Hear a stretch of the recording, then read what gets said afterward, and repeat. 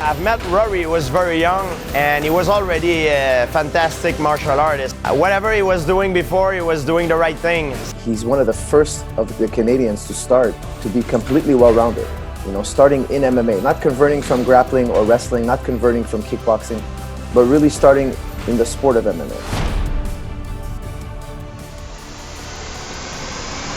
I think the fact that his gym was centered around being a mixed martial arts gym really helped me in the early going. You know, basically make my foundations MMA based rather than sports specific. I was able to make the connections of tying it all together right from the get-go. Rory came to my gym the first time he was 18 years old. His coach, David Lee, contacted me and said, look, I have a young fighter who is a very good prospect and I want to send him your way to, for you to assess him. I was graduating high school, I was fighting professionally, I was staying busy, and I had big goals and aspirations. I needed more training partners, and I wanted to also test myself against the best guys out there.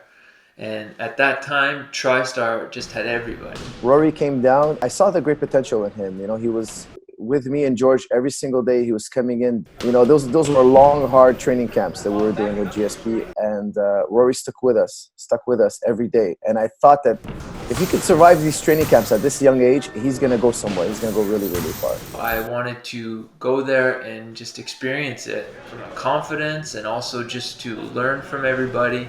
So when I got there, yeah, of course, I wanted to go against all the best guys, including George. Extremely talented, hard-working guy. He came in Montreal to train with us. And yeah, but he was already amazing before he came. So he was already very good.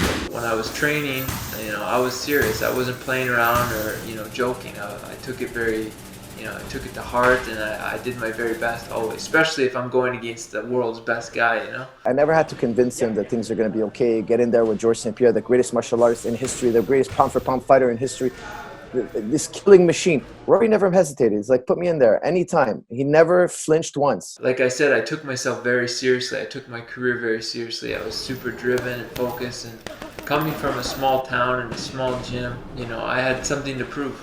I feel really confident with being a well-rounded fighter in the bracket of PFL because I feel comfortable everywhere. So if I'm fighting a guy who may be a better striker than me, I don't mind wrestling and doing jiu-jitsu and fighting him on the ground or fighting him in a wrestling fight, tying him up, and vice versa. He's gonna put his hands on his opponents, whether it's standing up or on the ground. Rory is blessed with better hands than anybody in the game, and I'm gonna remind him of that in his PFL debut, and he's gonna remind everybody as well. No matter where the fight goes, he's gonna redirect it to putting his hands on his opponents.